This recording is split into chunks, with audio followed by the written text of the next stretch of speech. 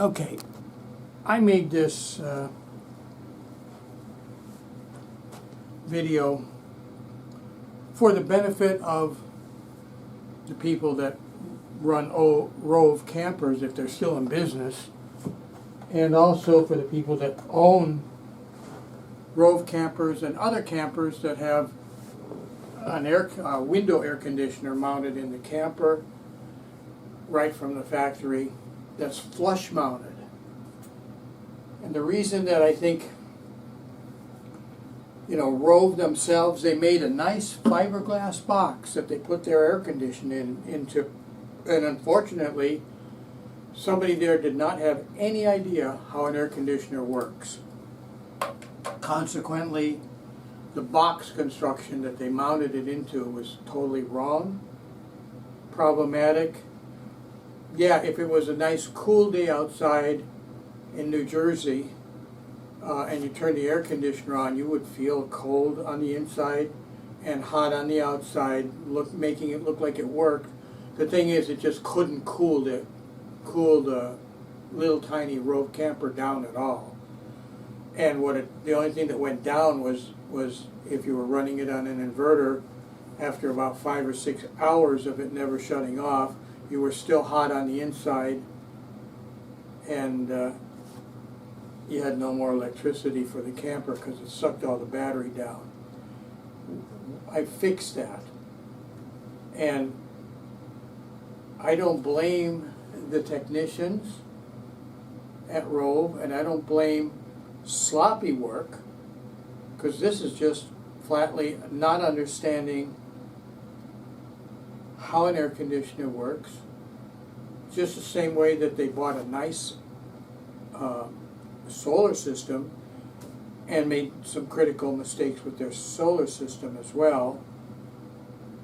And I wasn't willing to leave that air conditioner the way it is, because ants love wet wood. And if you didn't have the thing absolutely perfect or tilted a little bit in one direction, it would fill up the inside of the camper with condensate running down the walls and soak all the above cabinets that the air conditioner was part of was soaking wet if you ran it for any length of time. And it wouldn't leak if you just got in there and ran it for a half hour, but if you started to actually get into a hot situation, a hot weather, and you left it running for a number of hours, all your cabinetry was soaking wet on the inside, and the wood wouldn't take it for long, and consequently we had an ant problem right away because they managed to find their way into the camper, and then they look for wet wood.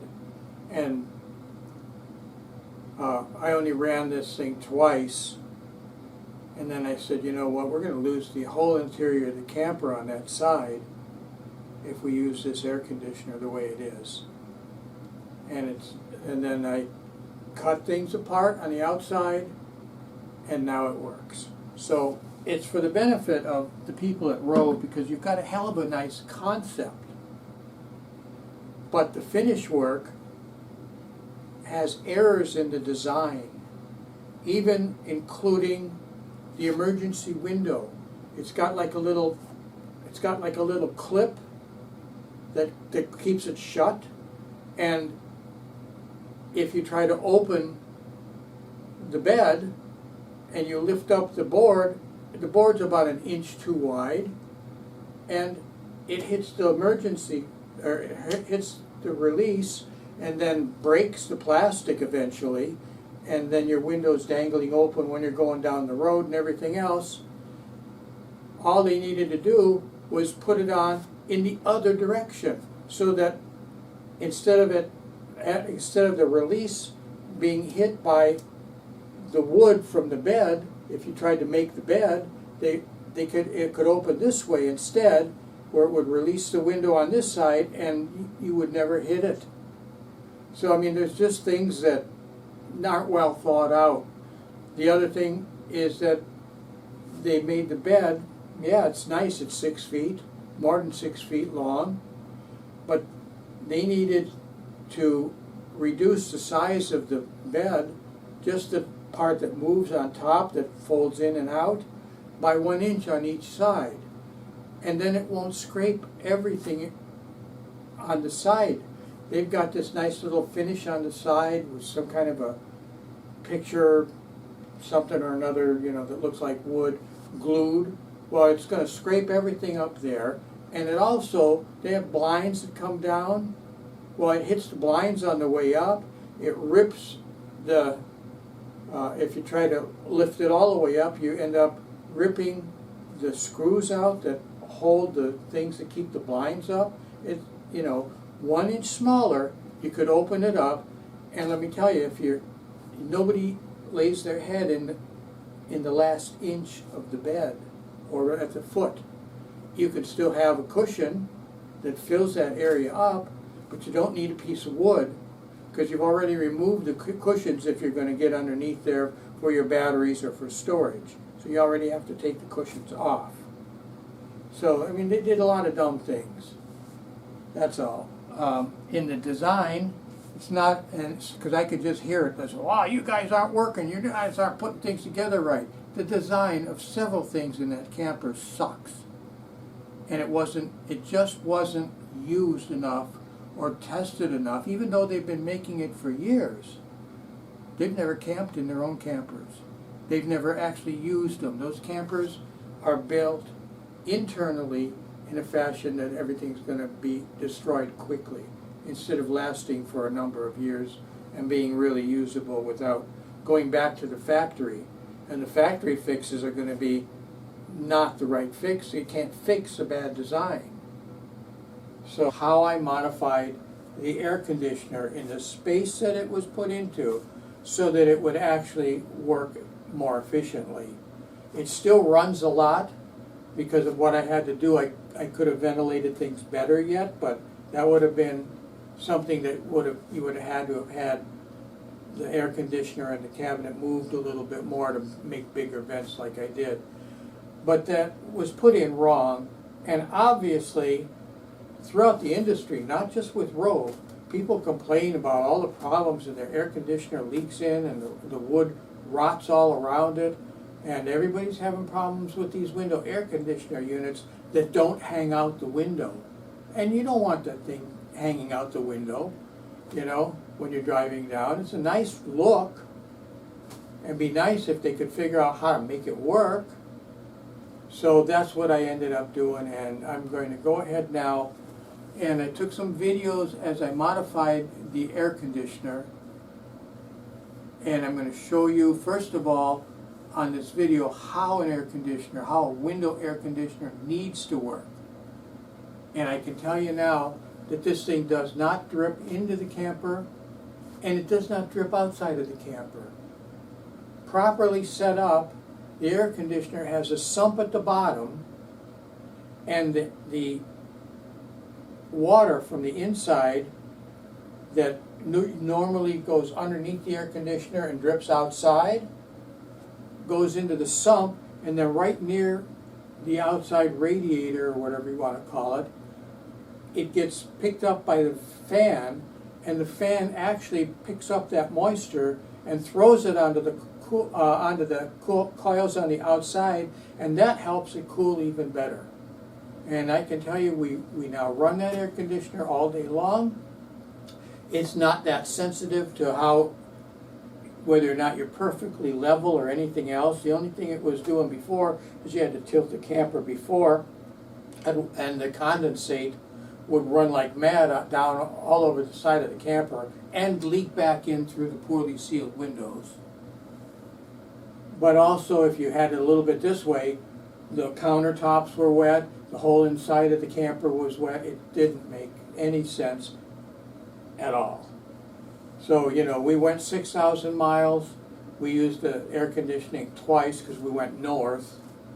But the first thing I did when we got back is start to investigate how an air conditioner works, a window air, and what I needed to do to make the air conditioner work properly inside of a Rove camper.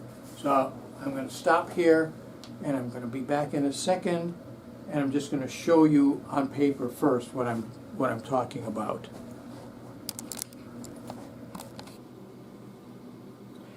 Okay, so this is going to tell you how a window air works.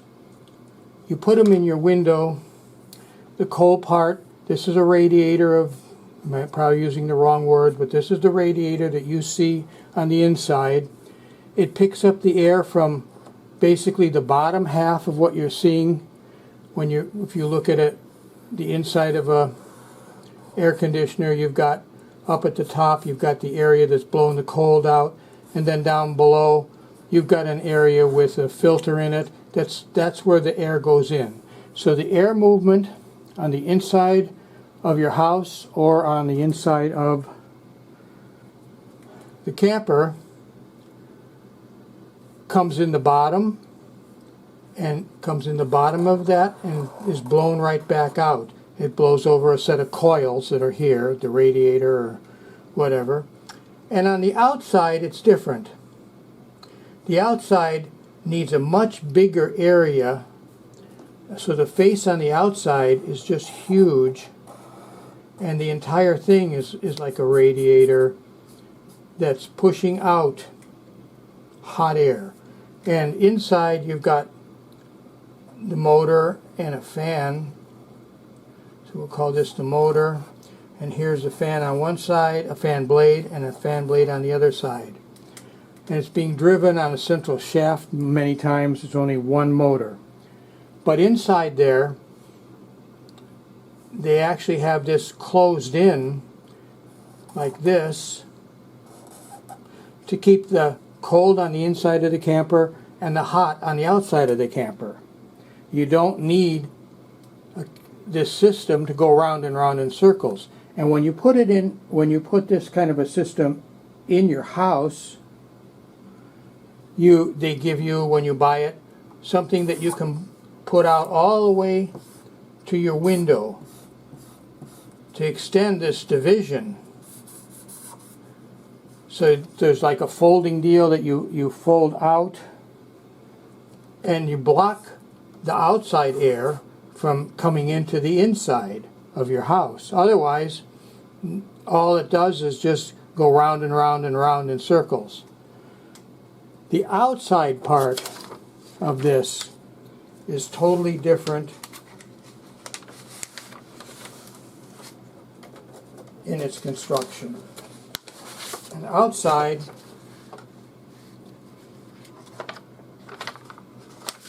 the outside part has, let's do it this way.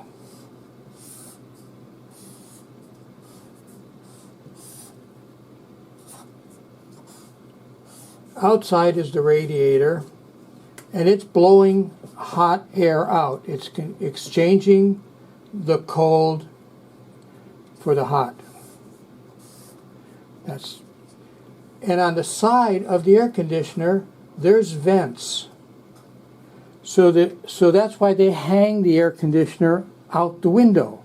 So the air could come in, and it blows through this big radiator and blows the hot away from the camper or your windows. And of course, this is all got a wall in here, and even inside of the thing that keeps the hot part going like this, and the inside part taking air from inside the house and throwing it through a radiator like that. If this is blocked on the outside, it's not going to cool very well. This will still feel hot. It can maybe suck a little bit of air from somewhere, but the way they had it put in, it was so poorly sealed, there was nothing like this, no wall. Instead, what they did was they built the thing into a box, that they actually built a box to mount the thing into, and the box was completely solid on the sides.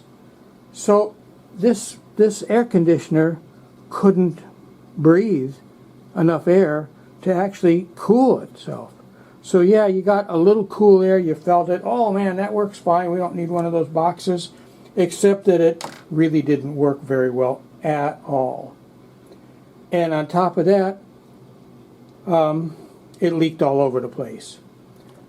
What happens here is the condensate, the inside of the air of the thing takes humidity out. When humidity hits a cold surface, water will drop off by gravity off of a cold surface. So underneath the air conditioner is a channel and a pan that comes right underneath everything. So the cold from the front runs down in a channel into a pan right underneath the fan that blows the hot air out, and it actually kind of evaporates real quickly if it's working really well, and it doesn't drip at all.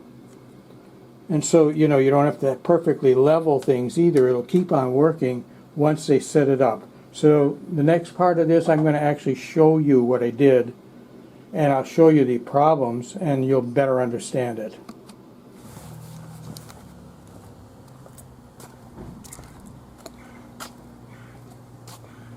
So this is our Rove Lite camper here. We bought this about a year ago, and we took it for 6,000 miles, had no problems with it, made a lot of changes involving the slap together interior. The outside seems to be pretty sturdy, didn't have any problems with the outside, but the finishing on the inside of this was horrible. And one of the things that we had happen was, fortunately, it was very hot in Florida, but we got out of Florida quick, so we really didn't use the air conditioner. And the first time we used the air conditioner, we were fairly level, maybe not perfectly level, and the water started running out over here in a corner, and then it was running down the window right here, and then eventually didn't seem to run too much. But the problem was that the air conditioner never shut off inside the camper, and it never cooled the camper all the way down. What it did do was, since this camper is solar, is it did manage to run until the solar battery died, which was about, I'd say about 4 hours or almost 5 hours later, and the camper still didn't cool down. It was a little better than outside, but not much better. And then the next time we used this, we were up in Canada and we had a warm day. We turned it on, and in short order, the water was kind of dripping on the outside, but also we noticed that all over the counters on the inside was water. Water was coming in all over the place on the inside. So finally, before we take this on another trip, I decided to take a look at what is wrong with this brand new air conditioner in a brand new camper that you would think a 5,000 BTU air conditioner, and how small this camper is, it would freeze you out in a matter of minutes in almost any temperature outside. So I've already pulled the air conditioner out of the inside of the camper, and it wasn't that hard because the air conditioner was just shoved in to this hole here, and there was nothing holding it. There was just nothing. All I had to do was push it, and out it came. It was a little bit stuck, and I'll show you the thing of the air conditioner from the outside first here. When I first got back from our very long trip, what I did was I took this cover off, and I put butyl tape on the inside to see if possibly there was some leaks or something from their seal on the outside, and it made no difference to put butyl tape on the outside. We've cleaned it off on the inside of this now. You can see here, this is recessed. Down below there's some drain holes, so you've got quite a bit of about like an inch, inch and a half offset where this sticks out of the camper. But anyhow, the hole is interesting because the hole is quite a bit smaller than the actual size of this outer screen. You could have a bigger air conditioner in there. Wouldn't work real well, but it still would be in there. And then in order to not show the wood, they put this in here to take up the excess. So the air conditioner actually comes all the way out to here and here, but the hole's smaller than the outside cover, which we can work to our advantage to fix the mess that they made here. So the thing is that I want you also to notice there's no finishing here.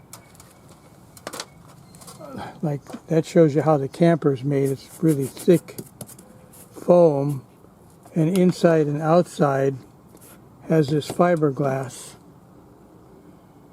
So it's very thick. With that kind of foam, this camper should heat and cool without any sort of a problem at all.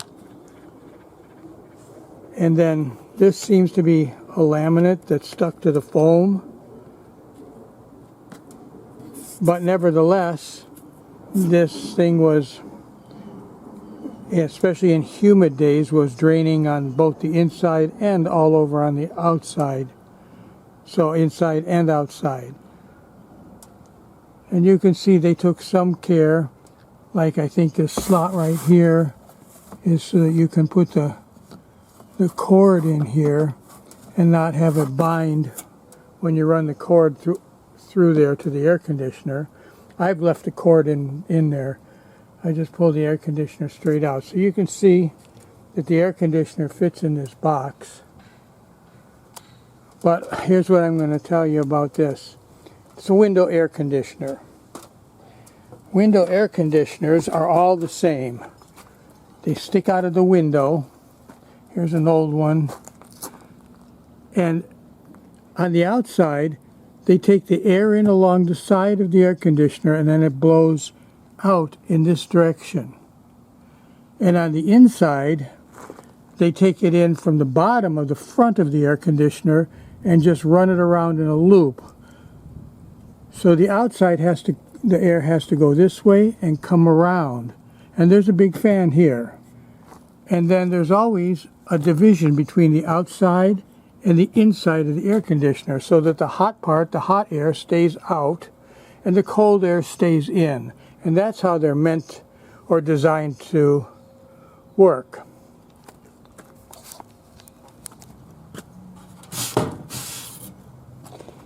This right here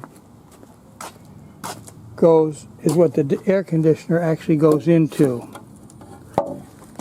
And what it's supposed to do is, if there's some overflow water coming out of the air conditioner, they put a lip on it, and this should be tilted forward a little bit, which it wasn't. It's just flat in there, perfectly squared off, so that any excess water should drip out of the camper. So the air conditioner fits in this box. And this, I'm going to go ahead and take this box now, and I'm going to mount it up into the camper, and I'll show you how it fits. There's a main design flaw.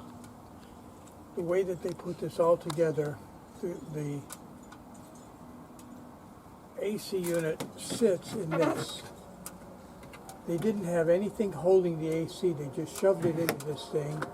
And up here, there was 4 screws, 1, 2, 3, and 4 in the corner. And this is what the AC sits on. So now we're going to go into the inside of the camper, and we're going to look at the mistake. Like as I said, the camper, it blew, and if you put your hand in front of it outside, you could feel warmth and a little bit of a breeze. And on the inside you could feel cold, but not very cold. And the camper would not come down to a livable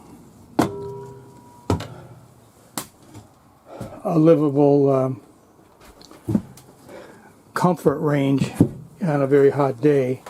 And on top of that, it was running water inside and outside and everywhere where it shouldn't. So I pulled this out, set it down here. The first problem I had was that this fits snug inside of this lip that they built. And in order to get to the filter, you have to be able to get this little screw out of there, and there's no way when it's fitting so snug and from the side you can't get a screw in this way. So the screw is here right about there, and the other screw is on the inside right about there. No way to get a screwdriver on it. It took me about a half hour to get a little tiny set of vice grip, not even vice grips, a little tiny set of pliers, and slowly work that screw out. And then the whole thing came this way because there was nothing else. It was just sitting. It was just sitting on that plate that I just took out. And you can see the quality that they do. If you look here, right here, if I can find it. Alright, it's dark in here. Right there is one screw hole to hold a plate on. There was a plate on the outside here. And the plate was screwed in. All the mount screws are crooked in different spots. So they're going, it goes like that, and then the air conditioner fit there. So I took the plate off and I still couldn't get to the screws. If you ever wanted to change the air filter. With the screws out, the air filter, the front of this will come out. And as you can see, it's a very tight fit right there, and the air conditioner is actually a little bit wider. So you can actually see on this side was the worst screw right there to try to get out of this thing. Okay, so here's how the air conditioner needs to operate. On the front, it takes the air in this direction and it goes into the unit. And then there's a squirrel cage right here that blows the cold air out. So the air on the inside is doing a circle from the front to the front. But the air on the outside has to come in these sides and hopefully the top, and then it comes around and blows out over the coils in this direction to the outside. So the one thing that was totally missing is a divider right here that would divide the air inside of this box. This has to go, you have to have some kind of a divider that takes up the space. This box was set back. So if you did get anything, when I stood in front of this air conditioner and the wind was blowing outside, on a cold day, I felt a cold breeze come right at me. I said, that can't be right. The outside air is coming in, along with ants and everything else. This was not a sealed box. There's no evidence of them ever having sealed anything inside of this box. And then they shoved that other box into it. But here's the problem. I'm going to put this box here that the air conditioner lives in. You see it? Okay, so I'm going to put the box on. When you slide this in, the air conditioner sits in this box. Get this out of the way. You got the side of it? Can you see the side? Okay. So this sits into this box, and the box is built tight.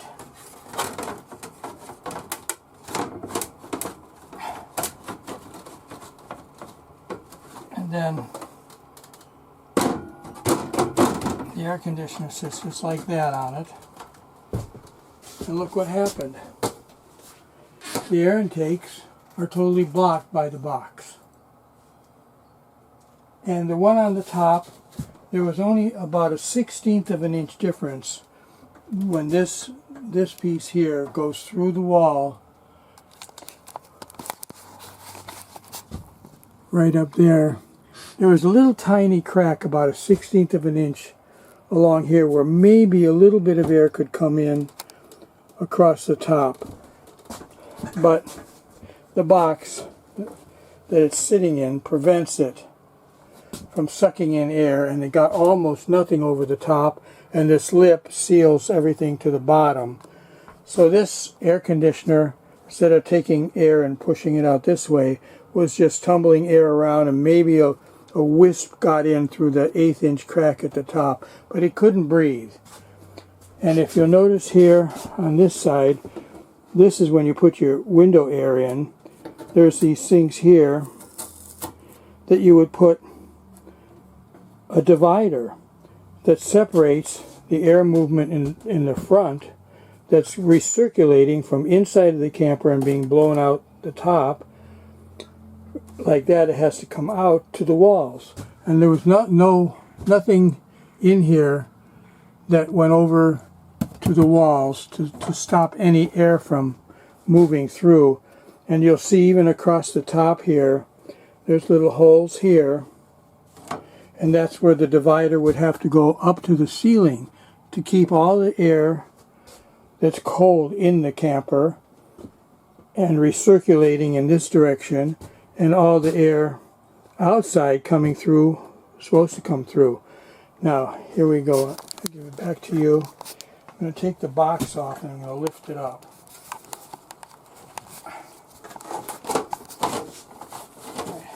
First thing I'd like you to notice is at the bottom of the box here, there's rust. So this thing was holding so much water that the metal frame is already rusting. All right.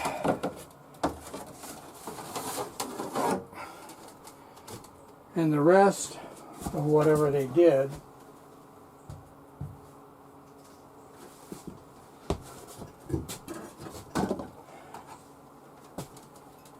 is, let's look at the bottom and what was going on the bottom of this.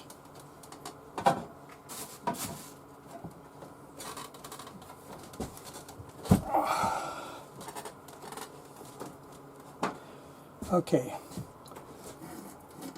There's some kind of a weep hole or something right here, which obviously had, you got to see it clearly, they had mounted this some other place, because there was nothing mounting. This air conditioner was pulled out of another camper or something else, because this is the mark from a washer and a hole right through the bottom.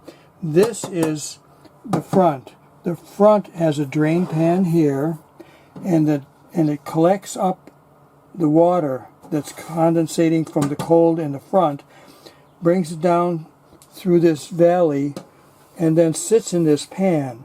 The pan is basically a splash pan, and the force of the air that it didn't have is supposed to pick up that water and throw it through these evaporative coils. So you've got a hole in it here that was actually rusting because the water always sat there.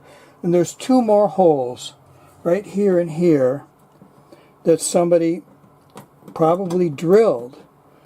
So here they are to try to solve a problem. They drilled some holes in the bottom of it, and that allowed all the water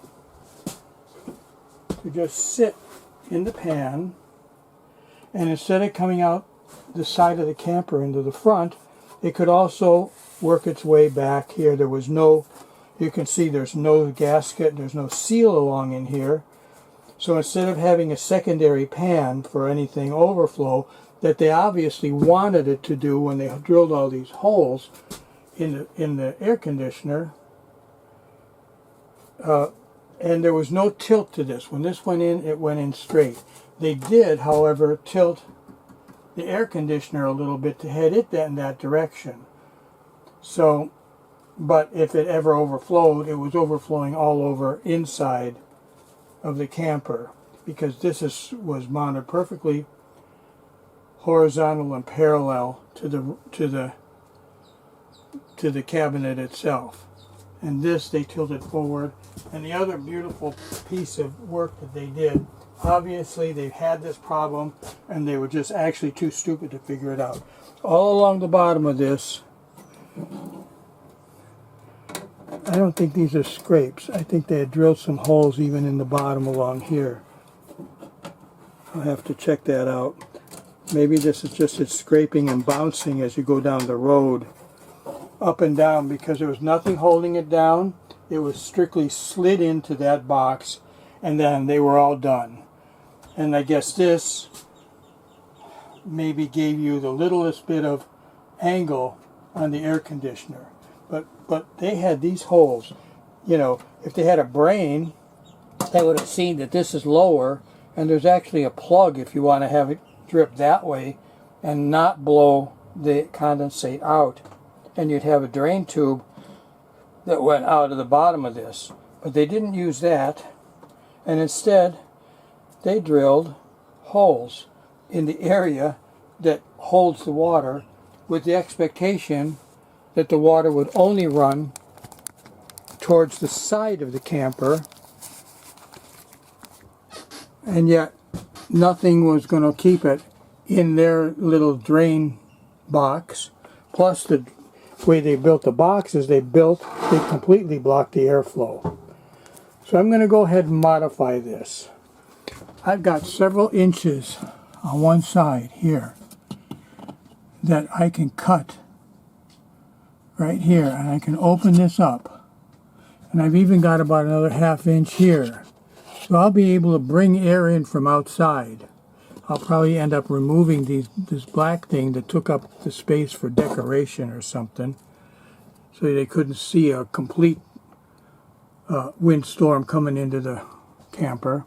And then on the inside here, I'm going to have to figure out a way for whatever I do to be angled better, to keep the flow of any excess water going towards the front.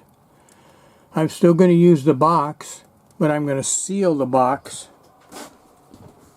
right along the bottom here somehow. We'll see what I have to do. But this air conditioner was working at about like 1% efficiency or something silly like that. It made noise. It got hot on one side and it kind of got cold on the other side, but it couldn't possibly ever work. And the clever boys somewhere along the line that realized it was dripping all over decided that the solution was to put that piece of plastic there and let it drip. And they actually drained into the areas that are supposed to be the sump, and it was sitting there. So I'm going to have to patch all this stuff up here and then get this thing to put its water in its own little bathtub, and hopefully if I get enough airflow through the sides being pushed up this way, it'll blow across the water like it was intended to do and come out the side of the camper instead.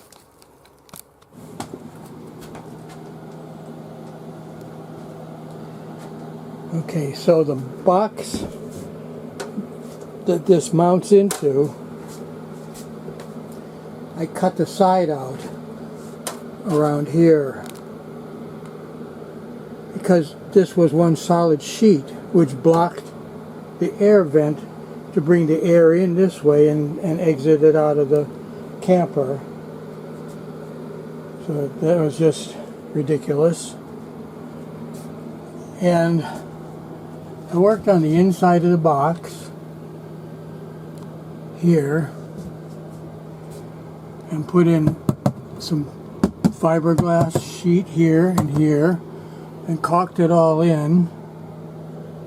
And next I'm going to open up the side of the box, since I can, on the outside right in here, so that this can bring the air in around the box because this right now with that size hole fits totally flush, and no matter what, the air doesn't get past this.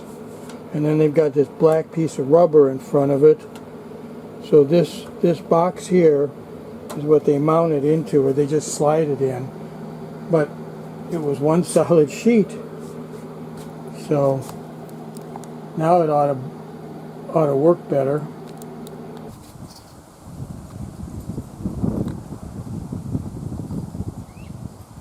Alright, well, this is the box. Cut out this here to make a vent so that the air comes around this way. And then what I have now is this box cut.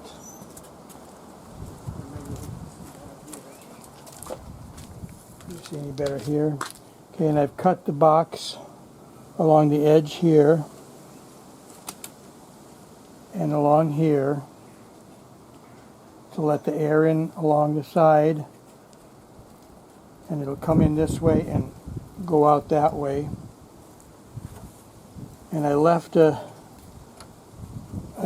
top of the box with the original holes that they had to hold it in at top, and the bottom. So this is going to be it. Just keep it running. I've got this whole thing caulked in with 5200 all the way around, just so it doesn't try to delaminate from weather coming in on the sides.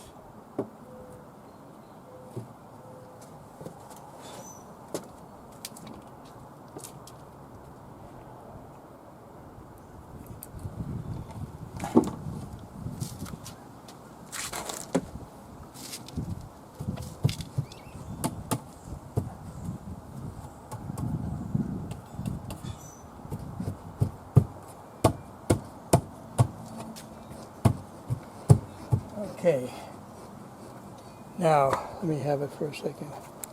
Okay, so the box now has the vent on both sides, and then what I have to do is box in the inside here and up to keep the air from going underneath everything here. So that's going to be next, is I'll build one piece that goes in here and one piece that goes up in here, and completely separate the airflow from this side of the box to the cold air that's going to be on the other side of the box. Beginning of the air box, and the air box has to be isolated. I'm looking at the floor over here that I just put in on that side, because you don't want the whole box here to fill up with water in a storm. So the box right here has to have a little floor in it that runs the water back out. Okay, you got that box? So this is what it looks like when it's finished. It's essentially the same, except when I opened it up, I opened up that side there so it could get air around it. And then I also opened up, let's see if it'll focus. Come on, focus. I guess that's going to be it for focus. All right. You can see the old box, but then you can see the area right there that has more air for the air to go in right there. And then there's the air out, and another section right here with the air going back in over there. So that was cut out. And also, too bad I can't get it to focus any better, I also did put in a screen behind it over on this side. and both sides actually, the air inside. I put another screen in there deeply just to keep the bugs out, because we don't need them coming through the outside here and then making wasp nests and everything else in there. So on the air inside, it would have been just a big hole halfway into the camper. So that I put a screen in, and I just basically siliconed it in place to keep the bugs from making a happy home in there. And we've run this, pretty much it was pushing 100 degrees outside, and I ran the air all day, and there's no dripping coming out of it on the outside, and there's no dripping going all over on the inside either. So the system worked. And what I would mention is the way that the air conditioner was set up in the first place, that it would have overheated the motors. The air conditioner would not have run very long, a few hours more of use, and the air conditioner would have burned up. So they've done a few things there that would burn things up. And on top of that, it didn't cool things down. Now it'll freeze you out inside there. It still runs a lot. It's still not perfectly efficient, but it's way better than it was. And if you turn it down, or turn it up a little bit and don't want to freeze yourself out of there, it does finally shut off and then maintains the temperature without burning up your battery to do it. So that worked out okay. And while I'm at it, I'm going to show you a couple other modifications I made. First of all, they had these huge tires on here, and that just made the camper higher. And you know, it looked like, oh man, I'm a tough guy, I'm an off-road person, I'm going to go boondocking. And really, with a featherweight camper that's made out of foam and on an aluminum frame, and then they dressed it all up with expensive tires that were many sizes larger than this. It looks a little bit funny because I can't move the fenders down, but it lowered the profile of the camper back to something normal instead of having it sticking way up behind any vehicle. I mean, you're going to, the advantage of this camper is to be able to pull it with smaller vehicles. So you're not likely to be boondocking at 1,000,000 miles an hour. And then also the solar panels, I put a little air dam in front of both panels, because if it's got a nice profile on it, but if you can see the panels are there, I didn't want the air being forced underneath the panels and giving you some uplift in the long run on panels that are just basically, glued down into the camper. So this way there's a lot less stress. Plus, with it following the curve, it would have cut off underneath the solar panels, and it would have been trying to pull those solar panels up all the time. Eventually, if the glue dried out a little bit more, it would really have made a mess or pulled itself apart. So anyhow, we did that. We added this box on the front. The box on the front worked out perfectly. It's got a lot of room, extra room for us. And I also, since this thing didn't use external batteries or external propane, there was all this metal that I cut off of here. It came out and made a box right here. I took that off. That way when you want to turn, you can turn a little bit sharper without having to jam your bumper in the back. And then in the back here, We also did a few other things. Put a big box here, and I needed more room for the hose that you connect up to a drain, your drain hose, your sewer hose.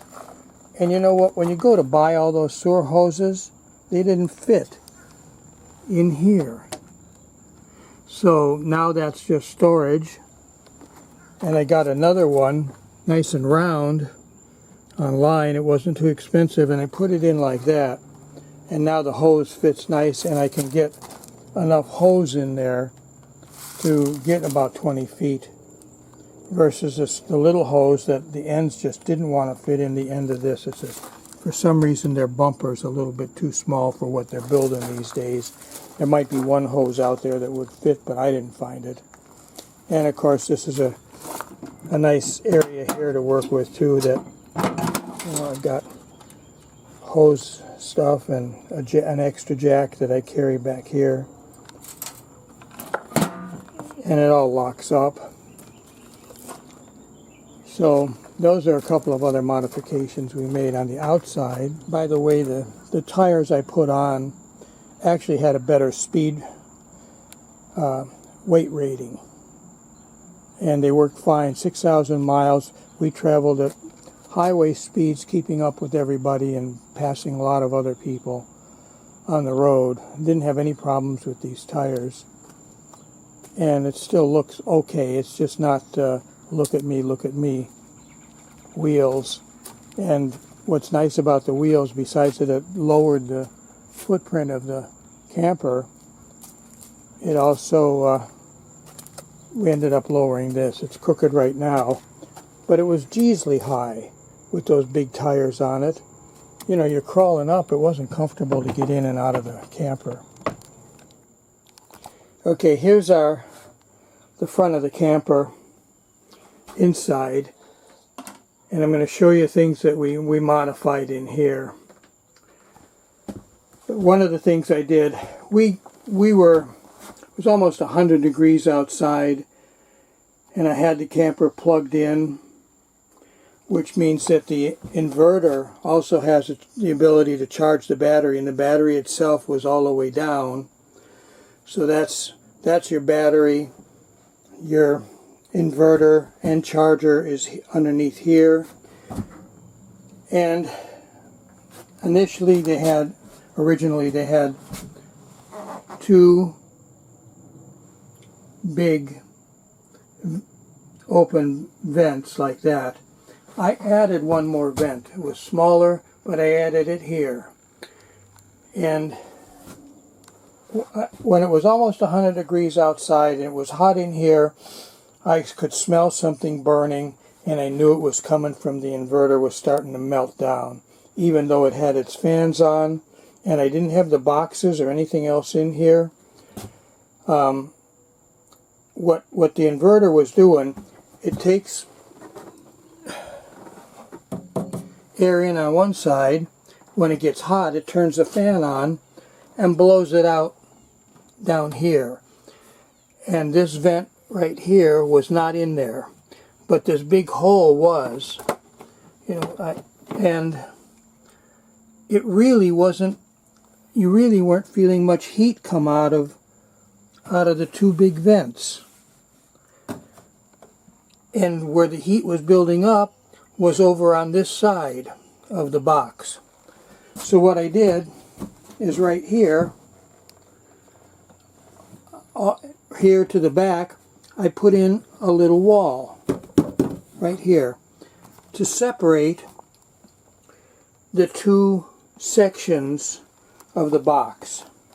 So now when the fan comes on, it pulls the air this way into the inverter, and it blows it out here without making it go around and around and around inside.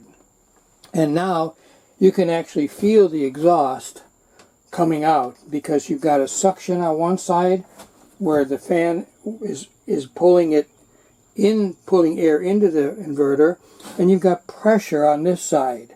So you get a good airflow, and that returns a lot of space as well that we're using now, because it ventilates itself better. And now when it's 100 degrees outside and when I'm not running the air in here, the inverter isn't coming on. Nearly the fan in the inverter doesn't come on unless you've got a really dead battery, and at that point it comes on, but it doesn't smell like it's going to burn up. So that was one thing that we changed. Another thing, the refrigerator seemed to be working pretty hard in the heat. And they've got the refrigerator here, this refrigerator, which is a nice refrigerator, by the way. We used it just fine. And but it's built into a box, and there's limited space behind the box. So I did put in, like if we're going to be in a hot climate, I put in 2 very quiet fans that blow behind the refrigerator. And that can blow it out. There's some room on the other side of the box for it to vent outwards. So you didn't have to do anything. And the fans are very quiet. So that, I'm assuming, is going to give us better ventilation in the back, because you could always touch this box and it was always warm. So I think the refrigerator is going to come on and off a lot less and have a much easier time to maintain good cooling. And then also, this is the bed that pulls out here, and it can pull all the way out. And one of the things was, it was too long right here. It's not like you're going to lose your head or your feet. I cut the bed shorter by about 1 inch on both sides. And the reason is that they had things like these clips, and the clips in the back, and all the wood was so long that whenever you tried to move the bed, open it up, close it, you'd end up catching that, and you'd be catching the blinds. And the other thing that they did, this piece here is for your emergency exit. It used to have a handle that was longer, and they had it set up with its home on this side. You can actually see where the screws were. So it was this way. So whenever you were opening and closing this thing, you were hitting the handle.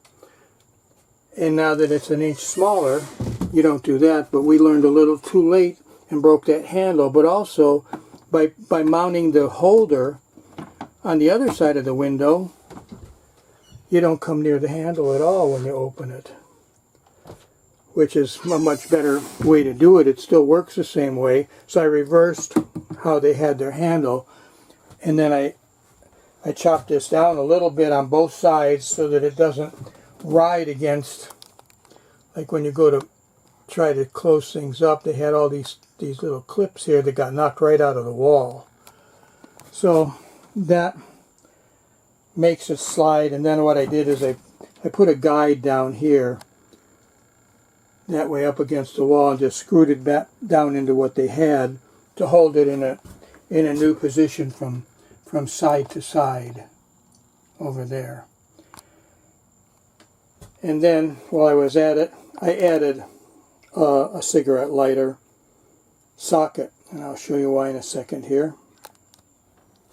And now you can see here, this area right here between the refrigerator and here, it's pretty much a lost area.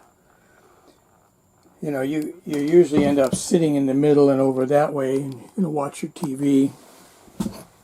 But I added a cigarette lighter here. It was easy to do, and just ran it down. And the reason I did that is because we like the refrigerator, but we spent a lot of money on ice. So I decided to get one of these little freezers right here. It's a refrigerator and a freezer. Runs on 12 volts. I gave it good wiring so that it can run on 110 as well. But when you're traveling, you want it running on 12 volts. So this thing does a beautiful job. It goes to like -4 Fahrenheit, which is nice and hard freezing. You don't need it even that cold. And it doesn't seem to draw that much. And then this right here, I just put that in there to keep it from sliding all over the place. You'll see it latches in. The handles just latch over that piece right there to hold it in place.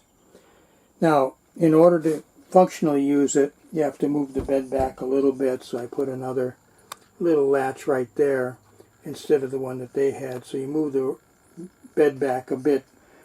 And then to make the bed more comfortable, when I put my cushions in, I put this in right here. And what that does is it brings the bottom of the back of the bed out, and it's much more comfortable. Since the original place it was pretty comfortable, but the angle was different. And so now, since I'm going to run that freezer, we put it back level.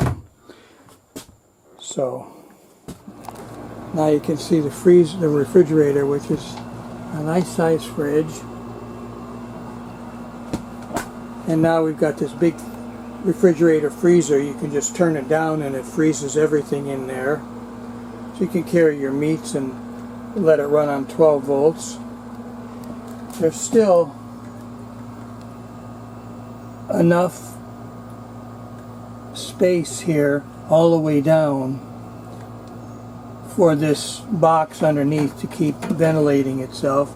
And again, it takes the air in here and it blows it out not only along here but all the way back.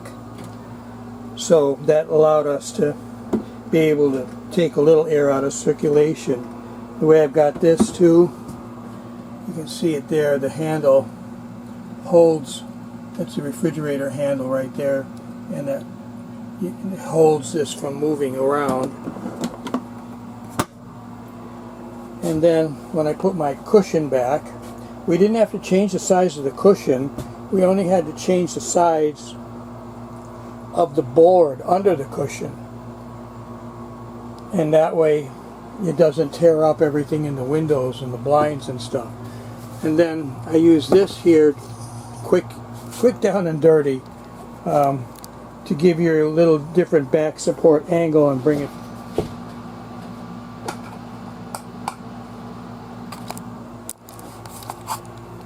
Okay, that was the original angle now with that little piece in there. It's very comfortable still. And we've got the air conditioner running. It doesn't drip inside. It doesn't drip outside. It blows the condensate out through the outer grill the way it should when it's properly running. And you don't have to be so fussy when you have to be so fussy about being perfectly level. It doesn't really matter that much if you're off a little bit. And one of the other things we did here, well, of course it was hilarious because they had a heater in this little closet of a thing. They had a heater, and when we bought it, it took up this entire cabinet. This much of it at the top had the heat coming out, and the rest was like a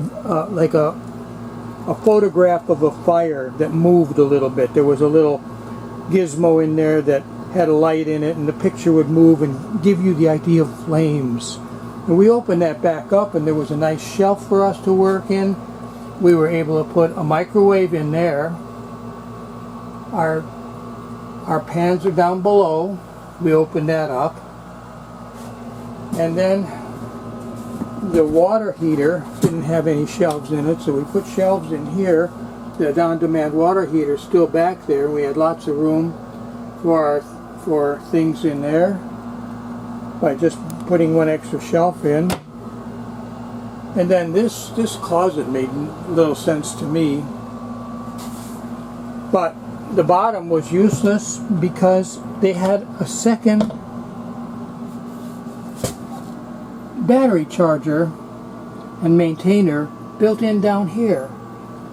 And what that did was it fooled the solar system, because in order to get 110 volts into the camper, you have to have your inverter on.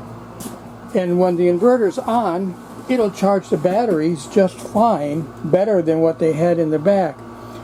And the problem there is the batteries wouldn't come up to full whether you were plugged in and using your inverter, because if you just plug straight in, you don't get any electricity in here. You have to turn your inverter on the solar system, and then it can make a choice between running on outside power or inside inverted power. And I don't know why they did that, but they duplicated the charge system, because I think the one in the back was the original charger that maintained batteries in this thing. And what it does is it puts out 14.4 volts or 14.1 depending on what it senses, and that makes the inverter think that you've got full batteries, so it stops charging. So the batteries under most cases would not come all the way up, because they were being fooled by the inverter. So, and on top of that, when you turned it on to batteries, the inverter started charging the batteries, so you made a big loop that just burned electricity for no reason, because you're going to use your batteries when you're running on the batteries. You don't need something to try to charge the batteries that uses the power from the batteries to make 110 volts, and so you're just burning electricity for no reason. Alright, so that's one thing. And then they had a divider up here, so we put a shelf in, and then I knocked the divider out. So now if you want to hang your shirts and things, you've got a nice area to hang stuff down in, instead of a closet that was half of a closet. So anyhow, that, and then of course we went over this is a important thing to do, to me, I think. This thing was so creaky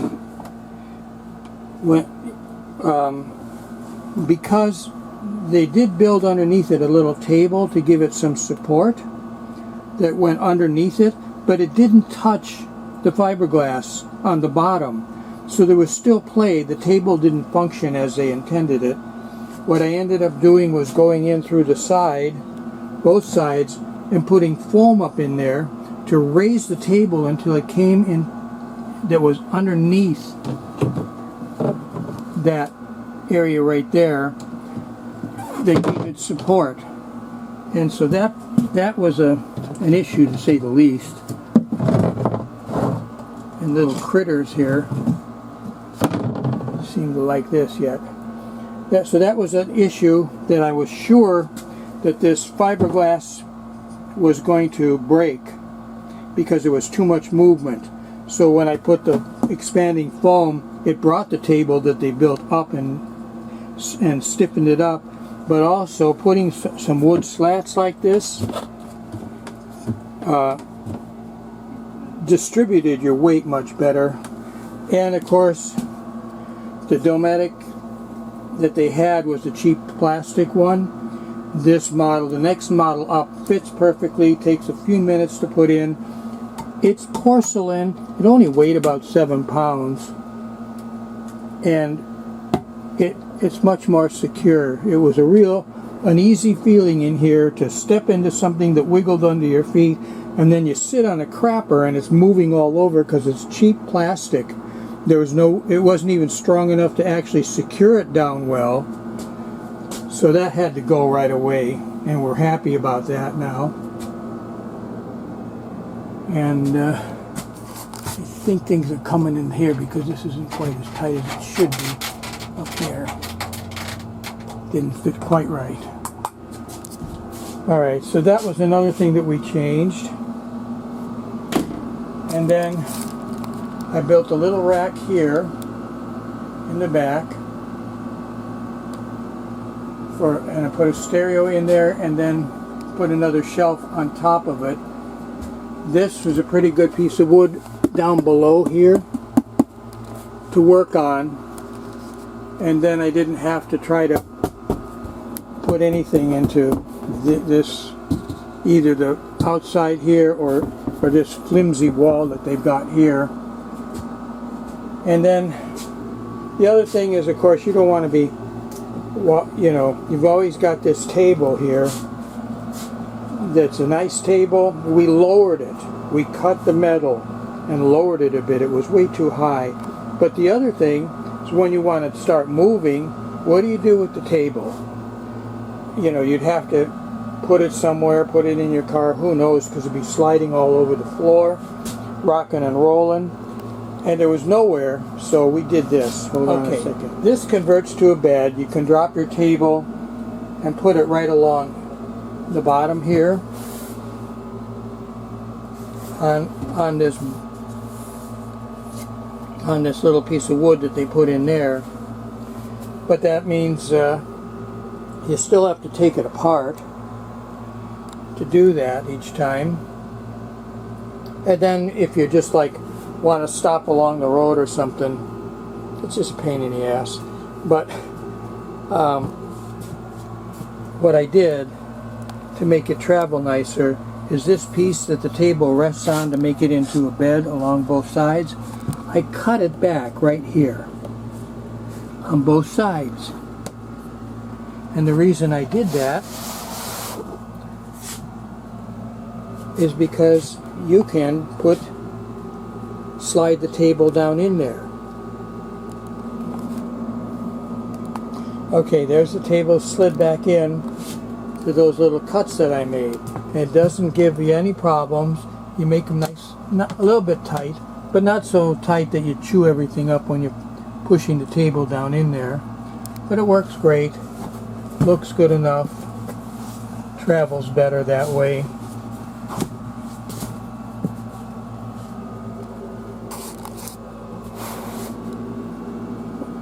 And then of course we can take the legs that fold up and stick them in anywhere you want there. Take them in, put them underneath here.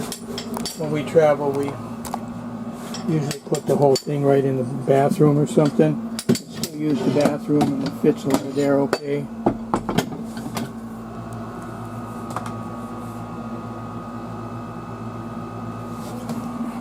Okay, so the TV is a lightweight 12-volt television, and it fits on this. I've got some supports underneath here to the piece down below. Like I say, there's nothing screwed into the wall here. There's nothing screwed into the wall there. And the television, I put two little holes in the feet and screwed the feet right down into the board. And the way it works out is from anywhere. Let's go back here. When you're sitting, you see it just fine. Two people can sit here. You can hear it just fine.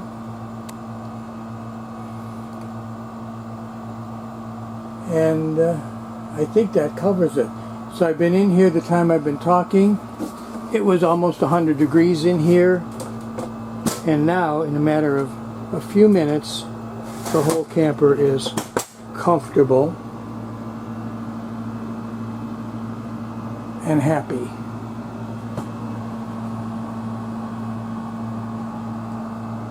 And of course, what's really nice is the little electric magnetic stove. So you don't have to worry about any propane or anything. You just get the right kind of pan on that stove. What I like to have somewhere in the camper, right now I can see I'm on my battery, and then when you plug it in outside, you get two yellow lights. Or if you're running on the inverter, you see it here. Lots of nice features here. So if I want to want my refrigerator not to feel unhappy, I can do that. I'm going to go ahead and might have a visitor in a little while, so I'm going to go ahead and make them go ooh and ah when they see a nice cold refrigerator.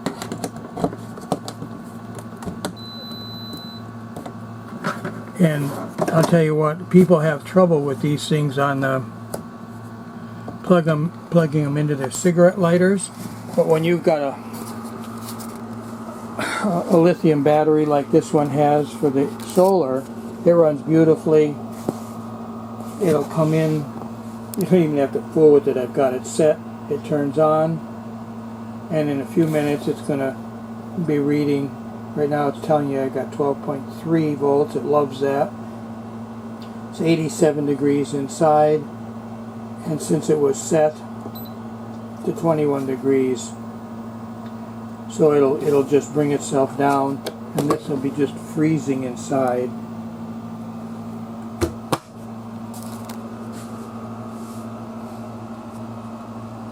And so we're here, and I got a nice little stereo system that I put in. I don't know what else I can tell you. It's a wonderful thing.